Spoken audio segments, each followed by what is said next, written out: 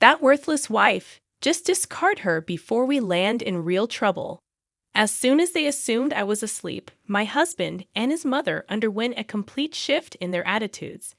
Initially leaving home under the pretext of safeguarding their assets, they shamelessly returned, unleashing chaos. When I confronted them with reality, my name is Daisy, 30 years old, engaged to Brad after a 5-year courtship, living with his parents, the true nature of my husband and his mother became evident.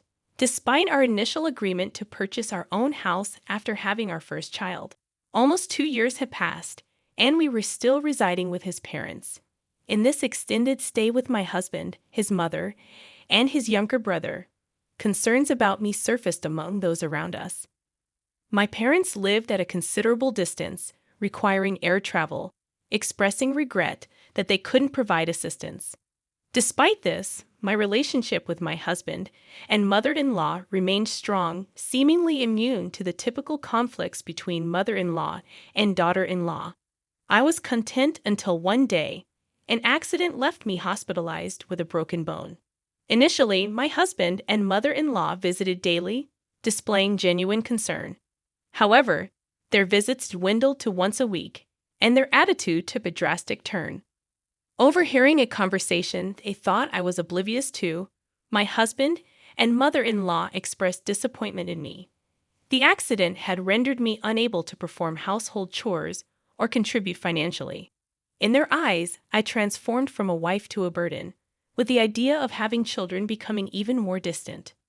Their conversation continued, dismissing the purpose of our marriage, claiming that I was meant to serve as a maid and caregiver. Frustrated by the inconvenience, they discussed the possibility of divorcing me. Unbeknownst to them, I heard it all while pretending to be asleep. From that point on, their demeanor towards me grew increasingly cold. My husband's visits became sporadic, and my mother-in-law's comments were laced with disdain.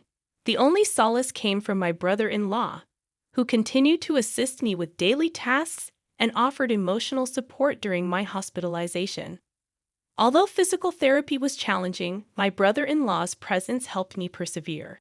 Despite my progress, when I shared news of potential lingering issues with my husband and mother-in-law, they argued over my fate, blaming me for their troubles.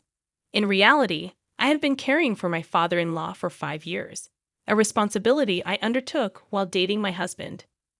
Why don't you live together since you are both going to get married anyway? Yeah, it's a great idea. We can save money by living together and then get married when we're settled. When I hesitated, they reassured me, it's okay. We have plenty of rooms and we won't invade your privacy. Plus, you don't need to pay rent. You want to marry my son, right? How could I refuse? But in return, we have a favor to ask, Daisy. While you're working from home, can you look after our father, who needs care? It's only for 4 to 5 hours during the day when my mother is out for her part-time job. We also have my brother, so the two of you can work together. My brother-in-law was also working from home, so Yi and I teamed up to take care of my father-in-law in the house. My father-in-law and brother-in-law were very close. My father-in-law had a hobby of collecting furniture and even had a separate house just for it. My brother-in-law and I always enjoyed hearing about his hobby. My father-in-law loved his caring son, Regan. Eventually, my father-in-law's health began to decline, and after years of care, he passed away. After that, my husband proposed to me, saying, "Thank you for always taking care of my father.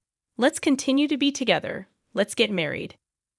Despite having worked hard on housework and caregiving, the moment I became immobile, my husband and mother-in-law's attitude towards me became as if I were worthless. Even I, normally composed, was infuriated. "Force me, please pay what you're supposed to." "Well, I don't want any trouble, so I'll give you the house. Let's waive the other division of property." I wondered if he would really give me the house, but since my father-in-law had left a substantial inheritance, it was divided among my mother-in-law, Brad, and Regan. The inheritance amounted to approximately $300,000 each, so he seemed to have enough assets. Regan was tasked with handling all paperwork, with the executor and had to visit the court several times, which was quite a hassle. No way, we can't give away the house. If we divide the property, I'll lose half my savings.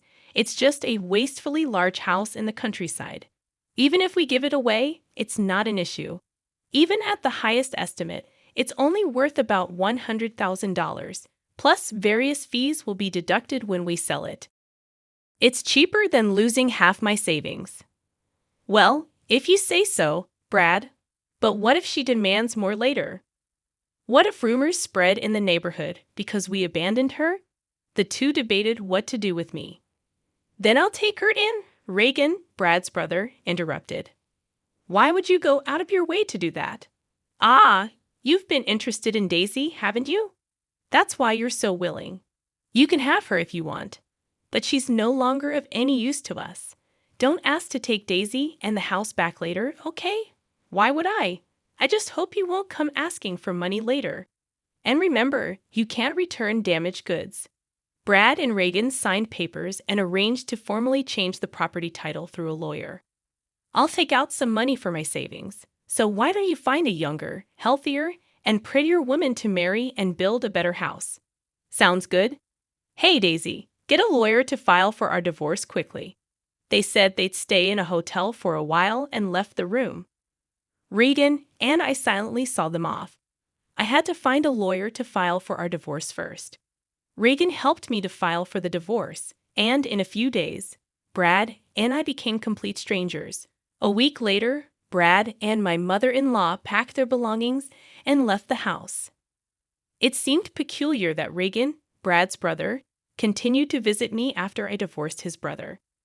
When I expressed concern about him worrying about his former sister-in-law, he responded, I'm doing this because I want to. I didn't get along with you just because you were my brother's wife. We both provided care and did housework together. We've talked a lot more in these 7 years than you ever did with my brother. We're friends, aren't we? Reagan said with a gentle smile. All I could do was express my thanks and gratitude. A month later, I was discharged from the hospital. Although I had to continue visiting for physical therapy, being back home after such a prolonged absence was a relief. I couldn't help but wonder, do you think those two will really ever come back? I'm worried they might return and make me work again. If they come back, I'll drive them away. I can't forgive them for treating you so horribly. Plus, they have no right to return to this house, Reagan reassured.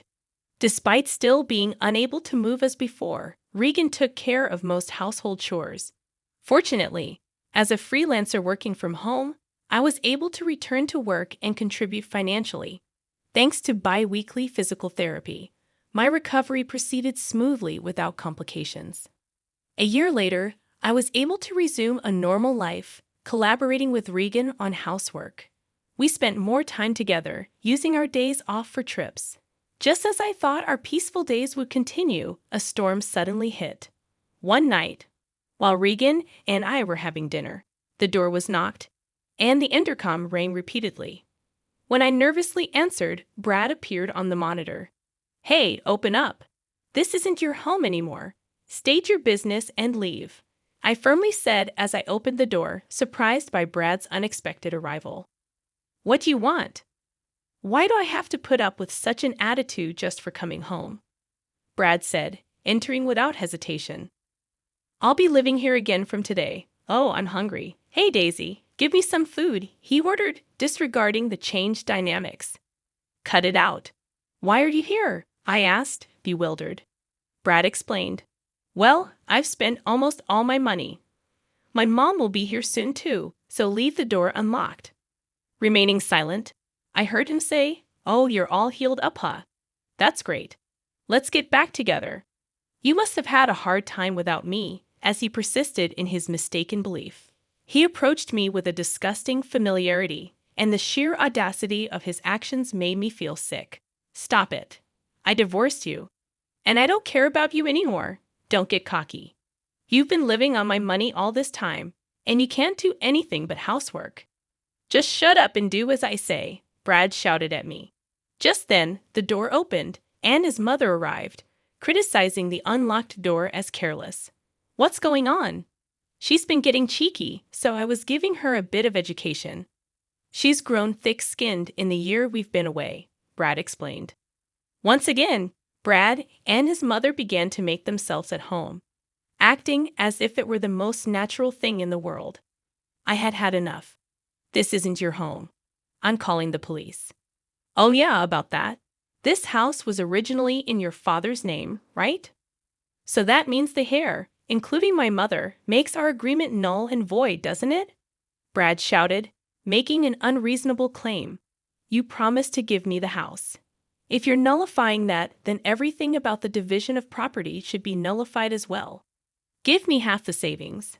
Sure, but I don't have it anymore. Didn't I tell you earlier? I've squandered it all. I quit my job, spent it all on booze, fun investments, you name it, Brad admitted, shocking me with the unbelievable revelation. I also have some debts with consumer finance, about $20,000. I guess you can pay for me, he continued. Initially, I thought he was lying, but his mother confirmed it. I can't lend you that much money. I'm not asking you to lend it. I'm telling you to pay it. I'm not giving you any money. I'm calling the police, I declared. As Reagan dialed the police to report the situation, Brad began wreaking havoc in the house, breaking the precious furniture that had been my father-in-law's keepsake. His mother joined in, destroying the furniture and laughing as she did so, something so terrible that it tarnished the memory of my father. About 10 minutes later, when the police arrived, I explained the situation to them. This is quite a mess. Let's hear your side of the story, one officer said. What's wrong with me breaking things in my own house? That's right. We're just crushing things we don't need. What's the problem? Brad argued, leaving the police unsure of how to respond. Reagan stepped in, clarifying that the house had never belonged to Brad and his mother. It was under my name. When the police seemed uncertain how to respond to this revelation, Reagan explained that our father-in-law had left a will, and the house was mine from the beginning. Brad and his mother stood dumbfounded. So this isn't your property then? The police asked. Hold on, but I'm her ex-husband. We're like family, so she'll forgive me, right? Brad pleaded. Don't make me laugh. You're a stranger. Once you're an ex, I don't even know you. You were in contact with another woman before our divorce was finalized and treated me like a maid. If not you, then who? I retorted. No, that's not what happened. I was just going along with what my mom said. She ordered me to do all this, Brad claimed. His mother confirmed that Brad had been trying to marry a young woman after our divorce, according to her information. He also quit his job to start his own business, but it failed within just a month. Despite having money, Brad was rejected by lenders and became reckless, engaging in irresponsible behavior such as playing and gambling, claiming he had money to spare. He admitted to having almost no money left, and it seemed that his financial situation was indeed dire. You brought this upon yourself. All this is Brad's fault, I asserted, despite their previous condescending attitudes towards me. They both desperately pleaded for forgiveness, attempting to shift the blame, but this was truly ridiculous. No, I won't forgive either of you. And this isn't something from the past, is it? You were treating me like a servant until a moment ago. Not leaving when I asked you to leave is illegal. And since the furniture collected by my late father-in-law is now mine, you'll need to compensate me for that. But all right, we will compensate you. Just please don't get the police involved. You wouldn't want me to go to jail, would you? They pleaded. Unmoved, I responded. I actually don't care at all. By the way, we're married. It turned out I was married to my former brother-in-law, Reagan. It hasn't even been a year, and you've moved on to another man, my own brother at that. What are you talking about? You moved on before you were even divorced, didn't you? You wouldn't return Daisy to me, no matter how many times I asked. Stop clinging to the past already. Brad was left speechless. I don't care anymore. I'll pay for whatever damages there are. How much for my idiot husband's junk? Well, if we calculate roughly, about $100,000. The furniture that my father-in-law had collected was all high-end pieces made by famous designers, I explained. Brad and his mother, who had no interest in these items, seemed to have believed they were just junk. You're going to compensate for what you've broken, right? We're not sure if we can get the same items, but make sure to pay properly. Unable to afford such compensation, Brad and his mother were distraught. For the time being, the police took the two of them away for trespassing and vandalism. Of course, I didn't forgive them and proceeded with the lawsuit. Afterwards, Brad and his mother, who were desperately seeking help from Regan, were bluntly rejected. Regan said, "I'm ashamed to even be related by blood." Brad and his mother were likely receiving their just desserts together. And there's one more thing I kept secret. My father-in-law told me to sell the house and use the money as I wish. Regan had told me that the price of the house was $100,000. But in reality, the document stated the value of the house was around $500,000. It's a good location, so it might sell for a bit more. But for now, Regan and I decided to take it easy in the house my father-in-law left us, with no plans to sell it. Eventually, we planned to sell the land and build a new house. I had some worries about having children, so after getting married to Regan, I went to the gynecologist for a checkup. But there were no issues with either Regan or me.